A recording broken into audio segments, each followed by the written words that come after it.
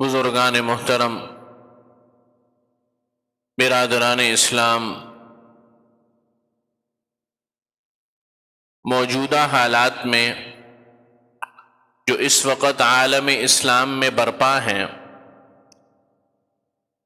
اور اس وقت پوری امت مسلمہ جس کیفیت سے دوچار ہے، اس میں ایک موضوع بہت زیادہ لوگوں کے اندر ڈسکس ہو رہا ہے، گفتگو ہو رہی ہے، اس کے بارے میں لوگ پوچھ بھی رہے ہیں اور اپنی آراء اور اپنی سمجھ اور اپنے اوپینین کے مطابق رائے بھی دے رہے ہیں، لیکن اس موضوع سے متعلق اصل رائے یا اصل اوپینین جو ہے وہ میرا اور آپ کا نہیں ہے، بلکہ سرکار دو عالم صلی اللہ علیہ وسلم کا۔ اور وہ موضوع آج کل لوگ کثرت سے یہ بات کر رہے ہیں کہ کیا حضرت امام مہدی کا ظہور قریب ہے، دجال کی آمد قریب ہے، کیا دنیا میں قیامت کے آنے کے آثار پیدا ہو چکے ہیں، کیا فتنوں کے وہ دور کہ جس کے متعلق نبی کریم صلی اللہ علیہ وسلم نے بہت کثرت سے باتیں ارشاد فرمائیں، کیا وہ دور آ چکا ہے؟ اور اس سے ملتی جلتی مختلف باتیں۔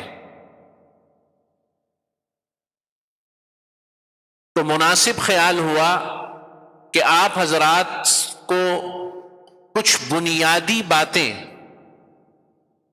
اور کچھ پرنسپلز اور کچھ بیسکس، اس معاملے میں کچھ جو فنڈامنٹل رائے ہے شریعت کی یا دین کی، اس کے متعلق آپ حضرات کو کچھ بنیادی باتیں فراہم کی جائیں۔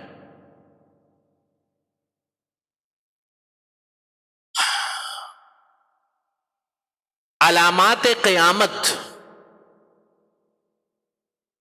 نبی کریم صلی اللہ علیہ وسلم نے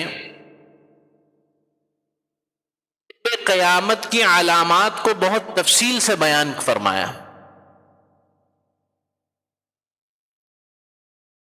احادیث کی کتابوں میں کتاب الفتن یا ابواب الفتن کے نام سے، فتنے کی جمع ہے، اس کے نام سے محدثین نے باقاعدہ الگ ابواب اور چیپٹر قائم کیے ہیں، اور ان کے ذیل کے اندر محدثین ان احادیث کو لائے ہیں کہ جو احادیث نبی کریم صلی اللہ علیہ وسلم نے قرب قیامت سے متعلق ارشاد فرمائی، قیامت سے پہلے کے احوال سے متعلق ارشاد فرمائی، قیامت سے پہلے جو فتنے ظاہر ہوں گے اس دنیا میں ان کے متعلق جو ہے جو باتیں ارشاد فرمائی، محدثین نے بڑی تفصیل کے ساتھ ابواب الفتن یا کتاب الفتن کے عنوان سے اپنی احادیث کے مجموعوں میں ان کا ذکر کیا۔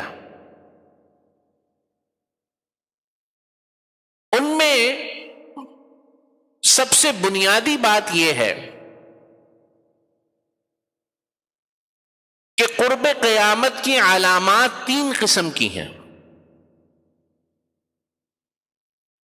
کتنے قسم کی؟ 3 قسم کی۔ پہلی قسم علامات بعیدہ، علامتیں،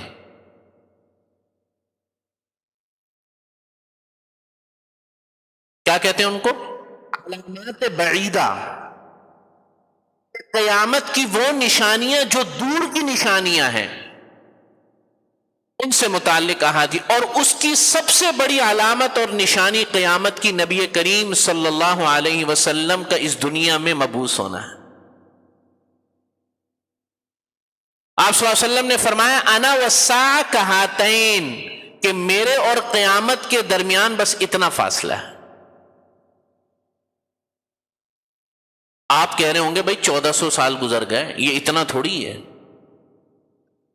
دنیا کی عمر ہے آدم علیہ الصلوۃ والسلام سے لے کر نبی کریم صلی اللہ علیہ وسلم تک اس دنیا کا جو وقت گزرا ہے، اس کے مقابلے میں نبی کریم صلی اللہ علیہ وسلم سے لے کر قیامت کے ظہور تک کا جو زمانہ ہے، حضور فرما رہے ہیں وہ بس اتنا ہے. اب تو صدی کا کچھ پتہ بھی نہیں چلتا بھائی. پاکستان بنے ہوئے 75-76 سال ہو گئے، اور آج بھی وہ لوگ ابھی الحمدللہ حیات ہیں. کچھ لوگ، کیسے زمانہ تیزی سے گزرا ہے. ابھی کل کی بات لگتی ہے کہ جو ہے 21ویں صدی شروع ہوئی، 2000 ملینیم منایا گیا، اور آج 2000 کیا ہے 23 اختتام کو.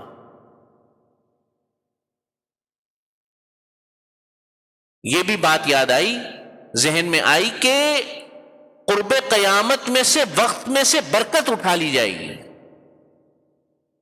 سال مہینوں کی طرح گزریں گے، مہینے ہفتوں کی طرح، اور ہفتے دنوں کی طرح گزریں گے. تو بہرحال میں عرض کر رہا تھا کہ ایک علامت تو ہے علامات بعیدہ، ایک قسم، اور اس میں سب سے بڑی علامت آخری نبی کا ظاہر ہونا ہے، آخری امت کا ظہور. نبی کریم صلی اللہ علیہ وسلم کا اس دنیا میں مبعوث ہونا قیامت کی سب سے بڑی علامت. آپ صلی اللہ علیہ وسلم آ گئے بحیثیت آخری نبی اور آخری امت، سب مانتے ہیں، جانتے ہیں. اس کے بعد کوئی نبی، کوئی امت نہیں. مطلب یہ کہ اب زمانہ اس کے بعد سمیٹ دیا جائے.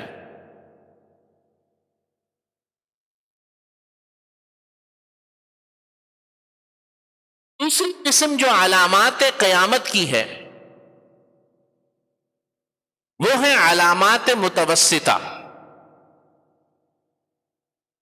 علامات متوسط درمیان کو کہتے ہیں. بعید ہو گیا، حضور علیہ الصلوۃ والسلام آ گئے، آخری شریعت آ گئی، آخری دین آ گیا، آخری جو ہے نبی تشریف لے آئے، آخری امت کا ظہور ہو گیا، علامات بعید مکمل ہو. اس کے بعد علامات متوسطہ، وہ جو قیامت سے بہت قریب بھی نہیں، بہت دور بھی نہیں، بلکہ درمیان کے عرصے کی علامات ہیں، اور وہ بھی تقریباً ظاہر ہو چکی ہیں. ان علامات کو نبی کریم صلی اللہ علیہ وسلم نے بہت تفصیل کے ساتھ بیان فرمایا. ایک موقع پر ایک حدیث میں آیا کہ نبی کریم صلی اللہ علیہ وسلم نے فجر کی نماز پڑھائی، اور فجر کی نماز پڑھانے کے بعد آپ علیہ الصلوۃ والسلام ممبر پر تشریف فرما ہو گئے، اور فجر سے لے کر ظہر تک حضور علیہ الصلوۃ والسلام قرب قیامت کے فتنوں کو بیان فرماتے رہے. پھر حضور نے ظہر کی نماز پڑھائی، اور ظہر کی ایسا معمول حضور نے کبھی بھی نہیں فرمایا. آپ صلی اللہ علیہ وسلم کی جو عادت مبارکہ تھی، آپ صلی اللہ علیہ وسلم طویل تقریریں اور بیانات اور واعظ نہیں ارشاد فرماتے تھے، یہ حضور کا طریقہ تھا ہی نہیں، مختصر بات. لیکن اس معاملے میں حضور اتنے پریشان اور اتنے فکر مند ہیں کہ اپنے عام معمول سے ہٹ کر فجر سے ظہر ہو گئی، پھر ظہر کی نماز پڑھائی، ظہر کی نماز کے بعد پھر منبر پر بیٹھ کر عصر تک ارشاد فرماتے رہے، اور تفصیل کے ساتھ ایک ایک کر کے جو ہے باتیں ارشاد فرمائی. محدثین نے فرمایا کہ آپ علیہ الصلوۃ والسلام نے قرب قیامت کی 72 نشانیاں ہم کو بتائیں.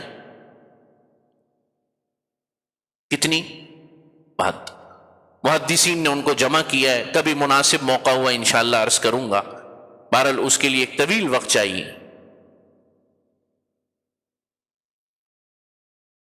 انہی علامات سے متعلق آپ صلی اللہ علیہ وسلم نے فرمایا کہ تقع الفتن فی بیوتکم کوقع المطر، ایسے فتنے تمہارے گھروں کے اندر اتریں گے، تمہارے گھروں کے صحنوں میں ایسے فتنے اتریں گے جیسے کہ بارش کے قطرے پے در پہ اترتے ہیں. دین سے متعلق بھی، دنیا سے متعلق بھی۔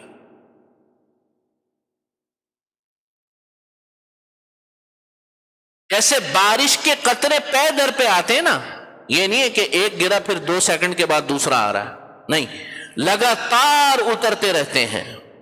آپ دیکھ لو، دین کا کوئی معاملہ ہو یا دنیا کا کوئی معاملہ ہو، آئے روز ایک نیا فتنہ جنم لیتا ہے، اور آئے روز ایک نیا فتنہ مرتا ہے، اور نیا فتنہ جنم لیتا ہے، اور پرانا مرتا ہے، اور اس کی جگہ 5 نئے نکل آتے ہیں، چاہے وہ دین سے متعلق ہو یا دنیا سے متعلق ہو۔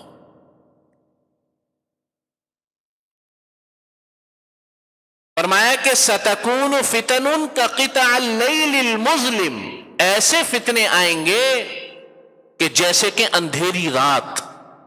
اندھیری رات میں جس طرح کچھ سجھائی نہیں دیتا، اس طریقے سے آدمی فتنوں کی پہچان بھی نہیں کر سکیں گے۔ اب یہاں آپ حضرات کو ڈرانا مقصد نہیں ہے، وہ آخر میں بتاؤں گا کہ ایسے حالات میں کرنا کیا ہے، یا اگلے جمعے کو انشاءاللہ۔ یہ حضور علیہ الصلوۃ والسلام اپنی امت کو نا امید نہیں فرما رہے، کسی چیز کی جب نشانی بتلا دی جاتی ہے اس کو پہچاننا آسان ہو جاتا ہے۔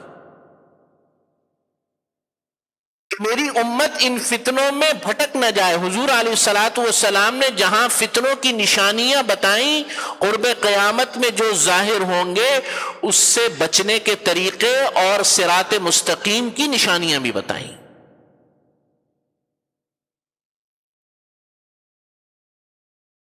پھر فتنہ کہتے کسے ہیں، یہ بات رہ گئی درمیان میں۔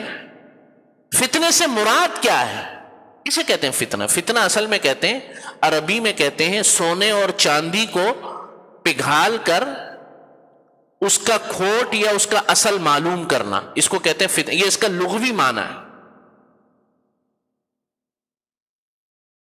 اور اصطلاحی معنی میں فتنہ استعمال ہونے لگا اس معنی میں کہ فتنہ جو ہے ایسی چیز ہوتا ہے کہ انسان کے کھوٹ اور اس کے اصل کی پہچان ہو جاتی ہے ان حالات کے اندر کہ کیسا، کس درجے کا مسلمان، کس لیول کا مسلمان ہے، اس کے ایمان کی کیا قیمت اور اس کے ایمان کی کیا معیار ہے، ان فتنوں میں اس کا پتہ چل جاتا ہے۔ جیسے کسوٹی ہوتی ہے نا، جیسے کسی چیز کو ماپنے کا آلہ ہوتا ہے، تو فتنے بھی ایسے ہی ہوتے ہیں۔ اور فتنے کی ایک دوسری تعریف فرمائی علماء نے کہ جس طریقے سے فتنہ جیسے کسی ملاوٹ شدہ چیز کی پہچان کرنا مشکل ہو جاتا ہے، دودھ کے اندر پانی ملا دیا آسان نہیں ہے، کوئی ماہر انسان ہی پتہ کر سکتا ہے، کسی آلے سے اس کو پتہ کیا جا سکتا ہے کہ اس میں کتنی ملاوٹ ہے، کس درجے کی ملاوٹ ہے۔ اسی طریقے سے فتنوں سے متعلق بھی بعض دفعہ واضح نہیں ہوتا کہ حق کیا ہے باطل کیا ہے، آدمی کنفیوز ہو جاتا ہے۔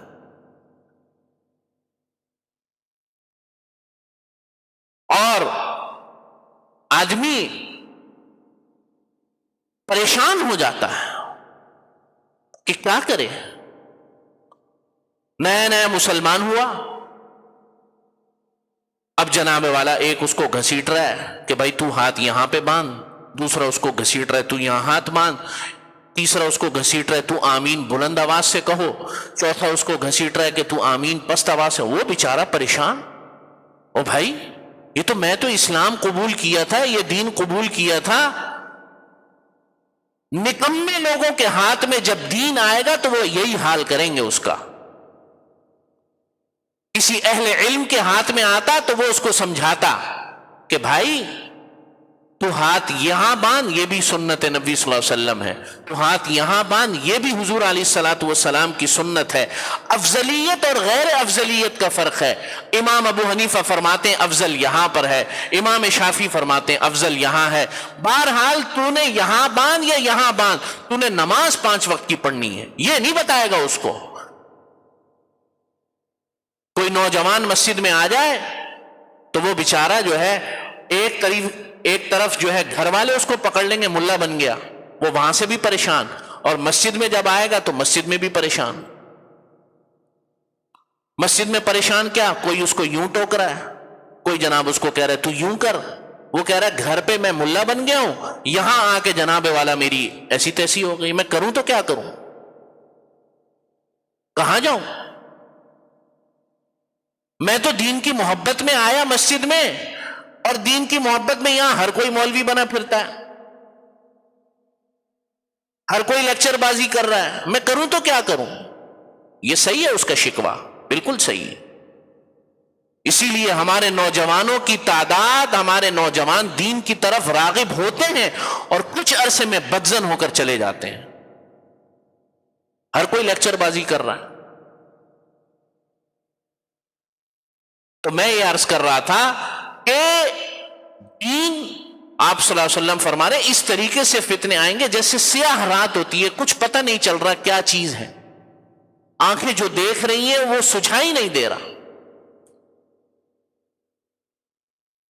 اور پھر ان علامات مستوسطہ کی بڑی تفصیلی علامات اور نشانیاں نبی کریم صلی اللہ علیہ وسلم نے بیان فرمائے، کچھ میں عرض کر دیتا ہوں تاکہ آپ حضرات کو پتہ چلے کہ وہ علامات متوسطہ بھی تقریباً تمام ہو چکی ہیں، پوری ہو چکی۔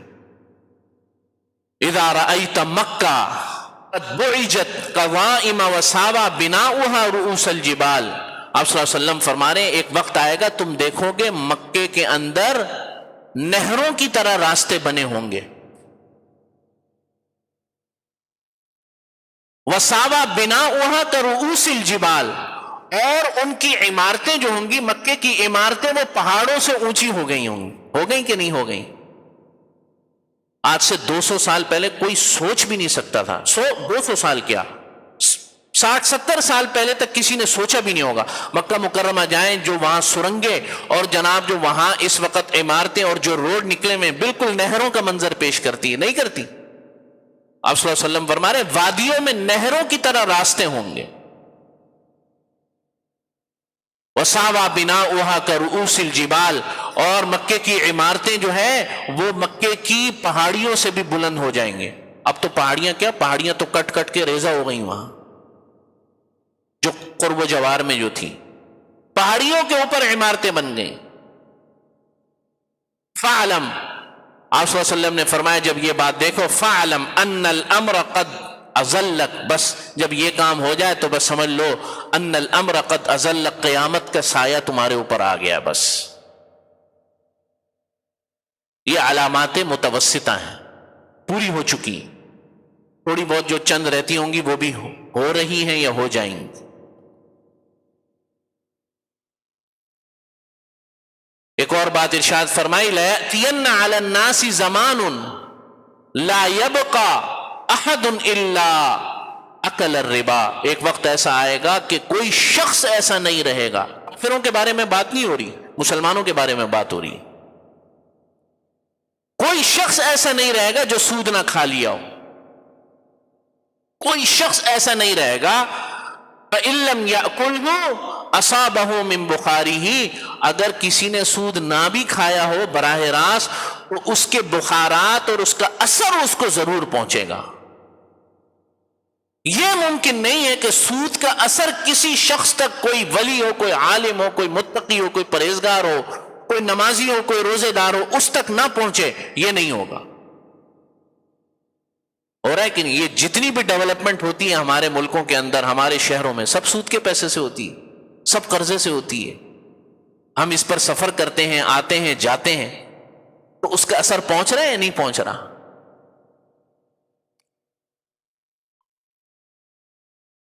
حضور فرما رہے ہیں کہ ضرور اثر پہنچے گا،